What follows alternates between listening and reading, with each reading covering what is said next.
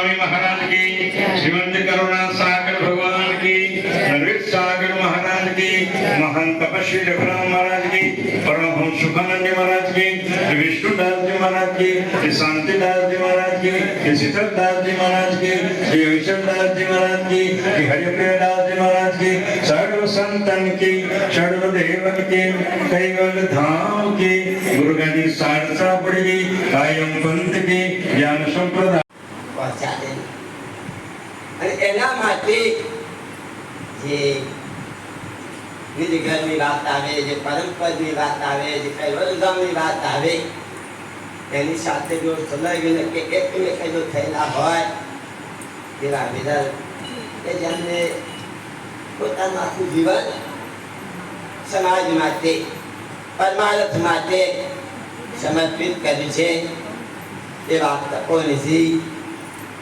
पंचमुद्रासीन महान तपस्वी रघुराम महाराज।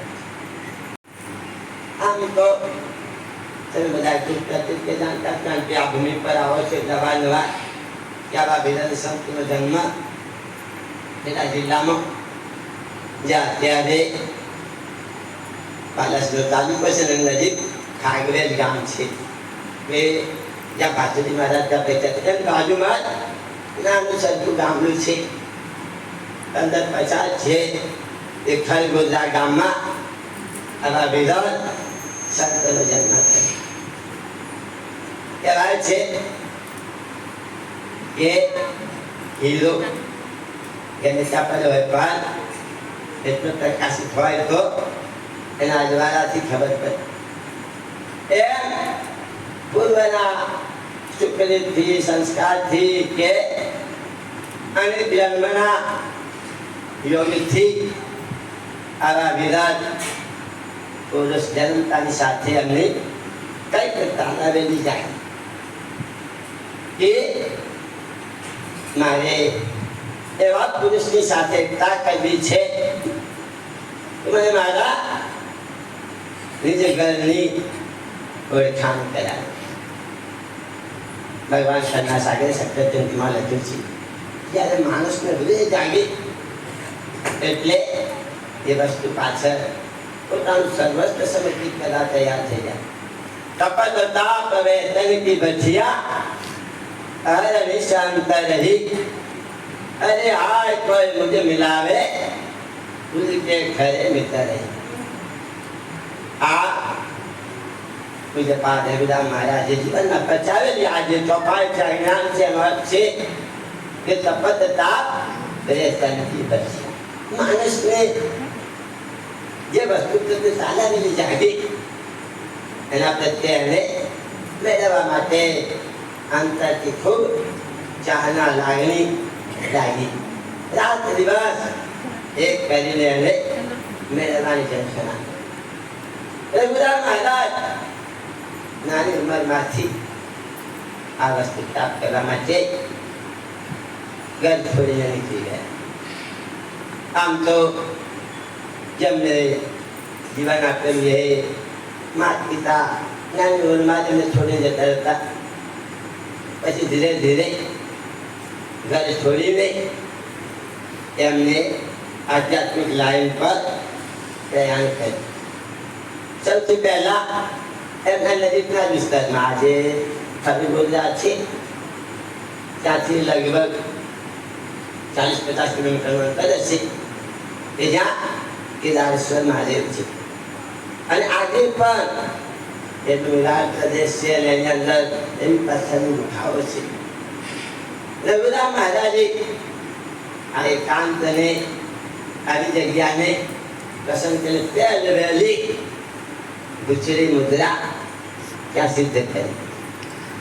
ત્યારે જે આપણે જે સિદ્ધિ ને આ મુદ્રાઓની જે વાત કરીએ છીએ સાધના એ એના માટે ભગવાને આપણને જે જીવન આપ્યું છે કે 84 લક્ષ પ્રકારનું કોઈ પણ જાત હોય તો જાત સક્રિય સોનાથી રહે, ચૈતનથી સક્રિય રહે, પણ ચૈતન જ્યાં સુધી ઘાટની અંદર રહે કે જ્યાં સુધી એની સાથેનું જીવન હોય, અને જીવન એ આ શ્વાસ છે, પ્રાણ છે. ભલે સંપત્તિ હોય કે સિદ્ધિ હોય કે કઈ શ્રેય હોય, તો એનાથી કદાચ વિશેષ પરિશ્રમ કરી મહેનત કરીને એ પ્રમાણે આચરણ કરીને મેળવું એવો ભાવ નહીં થતો. શું કરે? આપણે લીટી મોટી કરવા માટે બીજાની લીટી ભૂસવા તૈયાર છીએ. આજે સમાજમાં એ ઝઘડા ચાલે, જે કઈ પૂરા ખાલા કે સંપત્તિ કે પદાર્થથી જે સંપ્રદાયો જે ધર્મો ખૂબ આગળ નીકળ્યા, આખું વેપાર કે ધંધામાં કે જે રીતે આગળ ચાલે છે, પણ પોતાની મહત્તા સિદ્ધ પોતાનામાં છે તે નહીં, એ પ્રકાશ નહીં કરતા. એટલે ઈર્ષાના દાદાને સારું થયા પછી પણ એ વખતે બરમાની શિવાની અંદર રઘુરામ મહારાજ આટલા સાધુ કહ્યું, મહારાજ તમે તો સારા કાર્યક્રમ મને સેવા કરવા કરવા, પણ કે મેં દ્વેષ હતો કે આ રઘુરામની પ્રતિષ્ઠા વધે છે, એ એમનું આટલું તપસ્યા હતા, એમનો પ્રભાવ હતો, અને પ્રતિષ્ઠાને લઈને પેલા સાધુઓથી જીરવાયું. શું કહ્યું? આ અમને સેવા કરતા કહે છે, અમને લાભ આપો, એમ કે રઘુરામ મહારાજના કહે. પછી આ તો સદૈવ પુરુષના ભગવાન તો જાણતા હતા, એમને ખબર હતી ભગવાન આ રઘુરામના વિકાસ છે ને આમ છે તેમ છે, તો શાંતિ કર્યું છે.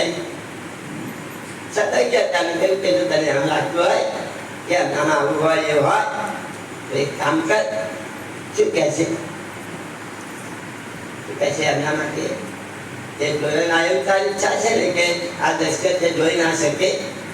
હા કહેશે એકજા કશાનું પેલા થોડું આવે, પેલું પહેલા ફાળું લવાય, ત્યાંનું દૂધ લાવીને એમની આંખોમાં બાંધે. પેલા સાધુ ખુશ થઈ ગયું, હા કહેશે એ સાહેબ એમની આંખો જતી રહેશે. એટલે પછી એમની બહુ મહત્તા, આપણી જે મહત્તા બચે, કારણ કે એમની મહત્તાની આપણી મહત્તા ઘટી જાય એટલે ખુશ થાય. પેલો સાધુ લઈને ગયો અને જે રઘુરામ મહારાજ જ્યાં તપશ્ચર્યા પહેલા કે ત્યાં વખતે પેલું પાટા દૂધના બધી એટલે એને ખબર કે આ 8-10 કલાક પછી પાછળ જોઈ એટલે એમની આંખો જતી રહેશે, અને પછી આપણી મહત્તા વધી જશે. આ બાજુ રઘુરામ મહારાજની આંખો પાછા બધા પછી સમય તો 8-10 કલાક લાવો કે તપાસ તો કર, એટલે આંખોના પાટા છોડ્યા. પણ આ વિરલ સંત હતા, તપસ્વી હતા, જેની આંખ ખોલીને એની આંખ જોઈને પેલા પૈસા થઈ ગયા. જેની આંખો રઘુરામ મહારાજ કે ના કે છે હું મારા બાપને લઈને ના કર્યું ખરેખર શર્મમાં પડ્યા, આપ્યા બહુ થઈ જશે આપણું એ વખતે નહીં થાય. જોઈએ ને આજથી 100-200 વર્ષ પહેલા આપણું જીવન અત્યારે ભક્તિ કે ધર્મ તરફ કે જ્ઞાન તરફ કે આપણી વિષય કે આવા વીર કૃષ્ણ અહીંયા સંતની તપશ્ચર્યાથી એમની આજ ભૂમિને જે કઈ તપના બળે વિકસિત કરી એવા વિરલ સંત આ બાજુ દક્ષિણ બાજુ આવ્યા. તાપીના કિનારે જ્યાં પરમ પૂજ્ય સચ્ચિદાનંદ મહારાજે મંદિર બાંધેલું એ જગ્યાએ તાપીના જે કોઈ વાહન દ્રષ્ટિમાં નાવ એના શરીર પર બેસીને રઘુરામ મહારાજે એક મુદ્રા સીધે ત્યાં કરી તાકીને બે મુદ્રાઓ આ ભૂમિની અંદર જે છેલ્લી ઉન્મુનિ અને અઘોર છે. જ્યારે છેલ્લી મુદ્રા સીધા આવે તો વિદ્યમાન કે સાક્ષાત્કાર જે જગતની અંતતા જેના વિશ્વની શાસન દેવતા છે એ આજે 5 મુદ્રા છે. આવી 5 મુદ્રા પૂજ્યપાદ રઘુરામ મહારાજે સિદ્ધ કરી. ભગવાનના ચરણમાં એને મૂકેલી છે, અને એ થકી આજે મંદિર જે આપણું કામ આપણું કરે છે ને એ સિદ્ધિઓ કામ કરે છે. મૂર્તિ કામ નથી કરતી, એના ચરણની અંદર જે કંઈ બી ઇલમ તરીકે એ સિદ્ધિઓ એને સમર્પિત કરેલી છે એ સિદ્ધિઓ આપણું કામ કરે છે. અને એટલે આજે બધા દુનિયાના ઘણા બધા માણસો અહીંયા આવે છે, તમને તો વધારે ખોટાઈની વાત નથી કરતો, તો 2 વર્ષની અંદર નાસાના બધા વૈજ્ઞાનિકો અહીંયા આવવાના છે. 2 વર્ષની અંદર નાસાના વૈજ્ઞાનિકો અહીંયા ઉપસ્થિત રહેવાના છે અને આ સંપ્રદાયનું જ્ઞાન આખા વિશ્વની અંદર ચક્રે કરવાના છે, એવું મારું માનવું છે. એ બધું પ્રયત્ન ચાલી રહેલા છે અમારા બધા છેલ્લા અને 1-2 વર્ષોના પંચમ ચતુર્વેદ પણ છે ને, એને જેમ ગીતાનું જ્ઞાન અત્યારે 6 થી 8 ધોરણમાં મૂકવામાં આવ્યું છે, એવું જ્ઞાન આપણું 6 થી 10 ધોરણ સુધીમાં પંચમ ચતુર્વેદનું જ્ઞાન પણ મૂકવામાં આવે છે. વધારે મળે એવું નથી, આપ સૌ મળે શાંતિ મને સાંભળે બદલ આપ સૌનો મારો આભાર માનું છું. હવે અહીંયા એક સંત છે, કદાચ એને ખૂબ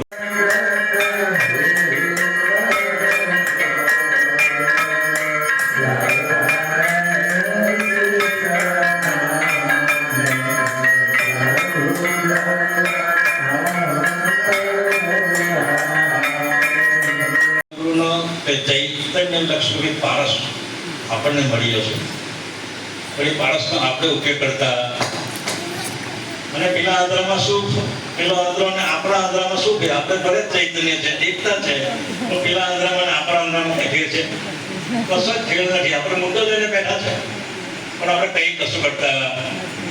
જે કીધું ને, કોઈ 60 વર્ષ જીવશે, 70 વર્ષે જીવશે, 80 વર્ષે જીવશે, પણ જીવવાનું શું ઘટતો શું? ચૈતન્ય લક્ષ્ય મુદ્દો આપણને બાપજી આપ્યો હતો, એ મુદ્દાનો આપ્યો ઉપયોગ કરતા નથી. અમારી કેટલા જણ 48 મિનિટ ભજન કરતા હશે, મને કેવું ખબર. અને સંતો નથી કરતા તો માણસો તો કેવી રીતે કરી શકશે? કુવામાં એટલા વાળામાં આવે ને, એટલે 48 કલાક તો ઓછામાં ઓછી આપણને દિવસ દરમિયાન જે કંઈ બી કર્મ આપણે કરીએ છીએ, એ કર્મનું નિવારણ કરવા માટે 48 ઘડી અને 48 મિનિટ એટલે 2 ઘડી અવશ્ય કરવું જોઈએ. તો આ દિવસ દરમિયાન જે કંઈ પણ શુભાશુભ કર્મ આપણે કરીએ એનું નિવારણ કરવા માટે 48 મિનિટ આપણે લક્ષ્ય ભજન અવશ્ય કરવું પડે. તમે વિચારો કરો, અત્યાર સુધી આપણે કેટલા ઘાતો બદલાઈ હશે. બાપજી કહે કે તેજ માટે કર સેવન સંતનું જંતુનું જાત વિલાજ આજુ પિંડ છઠે પરમેશ્વર પામવા વામવા વિઘન દે ધર્મ કાજુ. બાપજીએ સંતની વ્યાખ્યા આપી, પણ સંત કોને કહેવા? એ કરુણાસાગર ભગવાને હંસરાજ એવા ગ્રંથની અંદર 25મા અંગના પહેલી ચોપાઈમાં બાપજી આપણને આ સંતની વ્યાખ્યા આપતો સમજાવે છે. કહે છે, ચોપાઈ મને જરા